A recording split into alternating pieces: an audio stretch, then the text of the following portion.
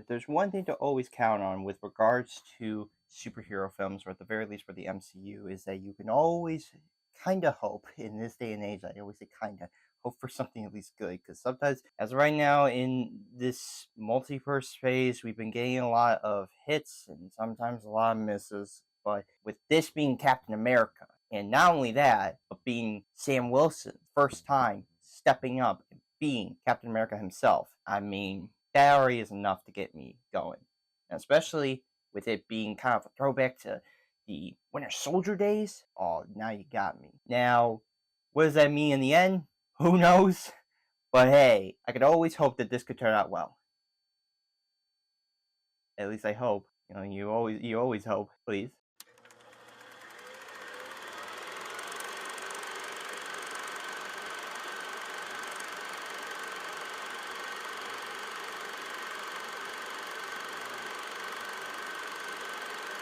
Want me? Come and get me!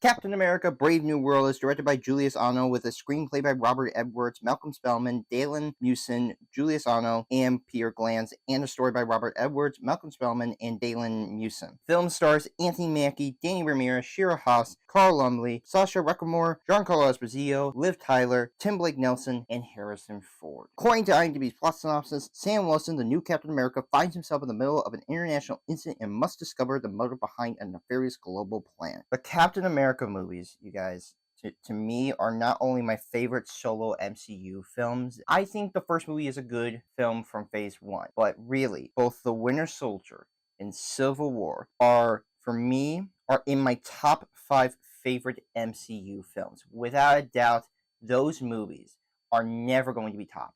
And I know going into this movie, it was never going to ever top those movies, so I want to make that very clear. I'm just saying that both those two movies, to me, they are like Marvel at its peak. And I don't think it will ever come close to what they had with those films. I also really enjoyed the Falcon and Winter Soldier series, which I had rewatched in preparation. I still think it's one of Disney Plus MCU's best series to date. I don't think anything in my eyes has ever topped that for me, because a lot of MCU shows have been kind of a lot hit or miss for me. When New World Order was announced prior to its name change, because that was what it was going to be called, but it was changed due to the controversy with what that name is synonymous with, I was excited for this film, for Sam Wilson to now finally don Captain America and have his own movie. At the very least, I was hoping that could this in some way kind of return back to what a little bit, I'm not asking it to be 100%, but like kind of return a little bit of ground tone and feel that was kind of sorely lacking with some of the MCU movies that we've been getting lately. I was happy to see Sam Wilson lead his own movie. I really am. No matter what, at the end of the day, I'm still happy that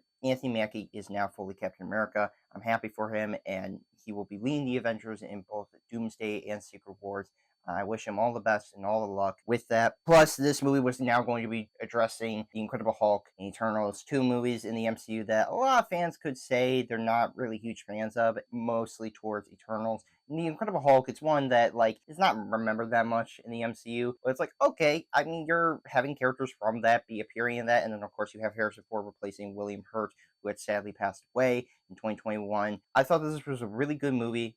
I was really happy with what I got. But the more I thought about it, and the more I was writing this review, outweighing the positives and negatives, the more it just kind of felt average, and in the end, I won't deny, pretty disappointing. That's the thing, it sucks to feel, because I want Anthony Mackie to really be Captain America. I really do, and I still believe he is. It's just that it sucks that the movie that he was put in and what was going on with this movie, unfortunately, just did not do him any service or any favors with regards to how people will be happy with him playing the new Captain America. But before giving my issues, here are the positives that I have. The performances are all solid across the board. Anthony Mackie fully embodies his own to Captain America by making Sam struggle and putting in the work. If there's one thing I am happy with, is that Anthony Mackie, who has been around since Phase 2, I'm happy to see that this guy fully is getting the appreciation that he deserves, and he really shows how much Sam struggles a lot as being Captain America. We saw that in the Falcon and Winter Soldier and how Sam had to deal and come to terms with what happens when you give up that shield and what it will do in the wrong hands. And so for him to now fully embrace Captain America that was given to him by Steve Rogers himself, I'm really happy to see that and be fully realized. And to see Anthony Mackie don that costume, wield that shield, it was really cool. It was really awesome. I was really happy. And he has the charm and charisma of what it takes to be a good leader, but also to be a good person. And that was something I was really happy about with him playing that up. Danny Ramirez is enjoyable as Joaquin Torres, aka the new Falcon, which he took over in the Falcon and Winter Soldier series, as he feels like his own character rather than just being a fill-in for Wilson. Like, this role could have been just all right, we just need a Falcon, here you go. No, I think that Joaquin Torres is his own character in his own right, and I think that he is good for Falcon. Both Mackie and Ramirez work well together, and I would love to see them work together more as the series goes along, or in this case in the MCU. I'm hoping that these two can really still have that good banter and tag team with each other to go on adventures and missions. I think it would be so cool, because I think both Mackie and Ramirez are excellent together. Though not in it much, Carl Lumbly is great as Isaiah Bradley and still has a good rapport with Mackie. We saw that in the Falcon and Winter Soldier in how we were introduced to Isaiah Bradley and his story, what happened to him, and the message with his story and what it meant for a black man to be Captain America. And to see that continue into this movie, I thought was great. As much as I have my issues with regards to how it tries to connect to the Falcon and Winter Soldier and trying to give it to new audiences with how it's written, at the end of the day, I still think that both Mackie and Lumbly, they're really good together. And I think that banter is still proven strong as they have really good chemistry that you see on screen. Tim Blake Nelson is scary and terrifying as Samuel Stearns, aka the Leader, now returning to the franchise after 17 years since The Incredible Hulk.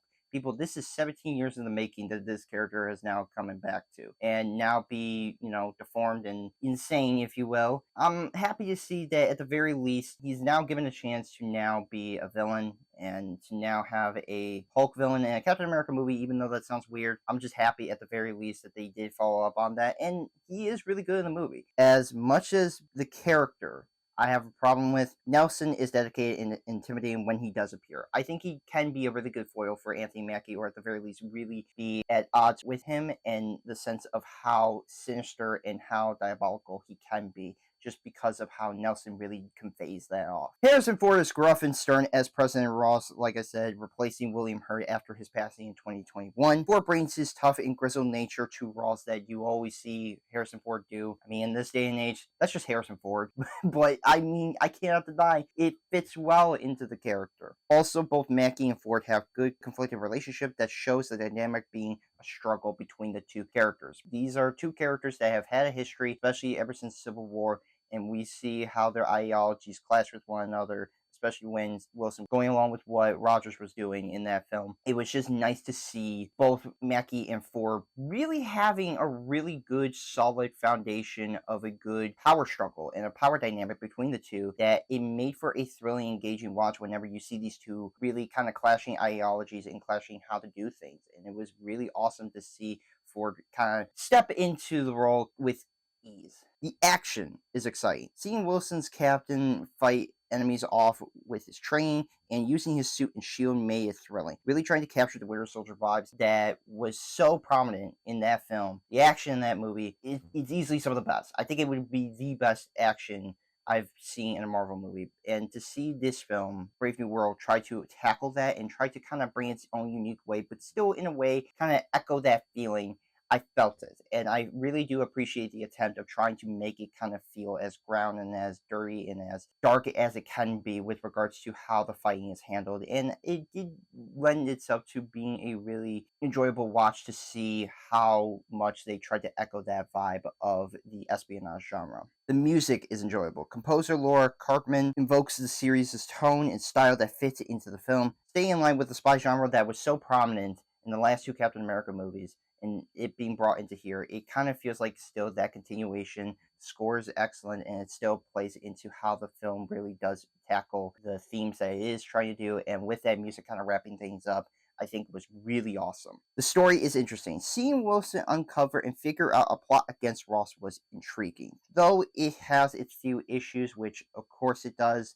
I'm not going to sit here and say that this movie is perfect. It was one that I was enjoying. There were areas of this movie that I will not deny were very prevalent on terms of its reshoots, which I will get to in a little bit. I do like the attempt of trying to be like how the Captain America series is. They could have gone in a completely different direction. This could have been a buddy adventure action film, but it wasn't. It stuck to what it was trying to do, and regardless on how the story flowed, I do respect at the very least the attempt of trying to be evoking the feelings of the spy genre. It is fully present throughout this entire movie, and I was at least happy enough to know, like, okay, there was an attempt, there was effort. The pacing and runtime is tight. Each scene doesn't let up and keeps going. With a runtime of 1 hour and 58 minutes, it's a good length. If there's one thing I can at least say about this movie, especially with a lot of MCU movies today, I think this has the best pacing I've seen for the MCU. Because there are scenes where it could drag out, and there are scenes that could easily have tanked this movie, but no, it keeps going. It knows when to keep on going along with the plot and making sure that it never slows down, and it keeps you really on the edge of your seat with regards to where things are going to go.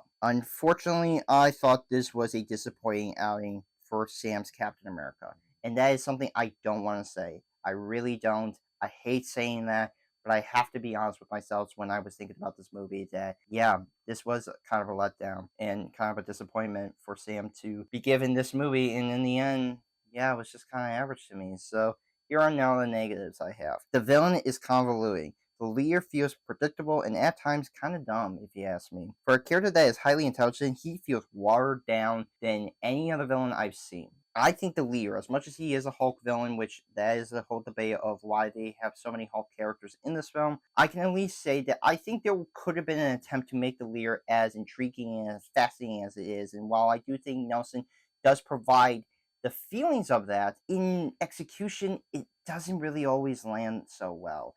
And that's the problem, is that for a villain that is supposed to be super smart and super highly intelligent, I just didn't feel that. I just kind of felt like he was just kind of easy to predict in so many areas that you kind of look at Sam and Ramirez and even Ross and so many other characters who are getting outplayed by him and being like, how are you easily getting manipulated by this guy? It's crazy to me. It's really sad because I wanted to really give this villain a chance, but in the end, I was really let down severely because of so many choices that they gave this villain with regards to how he can outsmart everyone, even though it's very easy to know what he's going to do next. The Serpent Society subplot is pointless. Giancarlo Esposito's Sidewinder, which I don't think he's terrible, but I will say this man is typecast, and I wish this man would stop getting typecast. I really wish he could, because, man, they cannot escape him trying to be like Gus from Breaking Bad. Sidewinder and his group felt forced into the film and could easily be taken out of the film entirely. It would have cleared up at least a bit of the plot, because the plot opens with him and his crew stealing something that I won't get into, but all I know is that he's there in the beginning, he goes away, and he shows up for a really cool action sequence. I might add, it's really a well done, executed action set piece. But then he gets incapacitated, and then, yeah,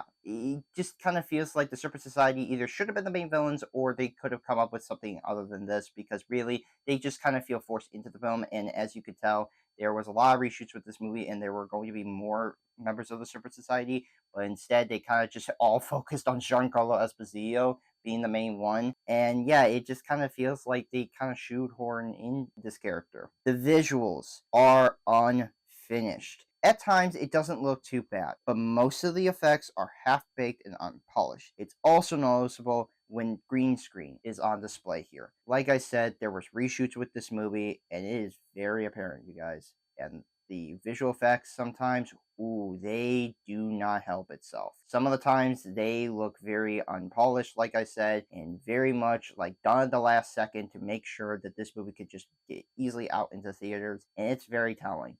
It's very easy to see that this movie was really stitched together in terms of its visual effects, and that's what sucks, because Captain America movies have some of the best visual effects I think I've seen in a Marvel movie, and for this to kind of not do that, that's kind of rough.